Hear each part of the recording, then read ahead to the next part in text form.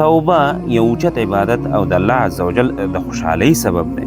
دا چې الله عزوجل په توبې څومره خوشحالیږي، په دې اړه د رسول الله صلی الله علیه وسلم یو حدیث دی چې فرمایلی دي الله تعالی د خپل بنده په توبه دومره خوشحالیږي لکه هغه سړی چې په صحرا کې په سفر روان وي، د دمې لپاره یو چرته اوده شي چې بیرته پاسي ګوري چې هغه اوښه چې خوراک او اوبه پرې تړل شوې وي هغه اوښه یې ورکه شوې ده.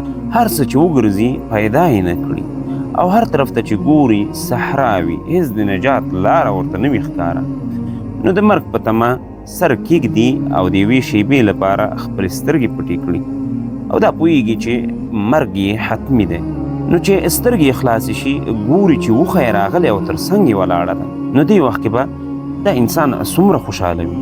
الله عزوجل د دې انسان نه ډېر زما او ستا په توبه خوشحالېږي. راځه چې توبه وباسو او الله رب العالمین خوشحاله او رضا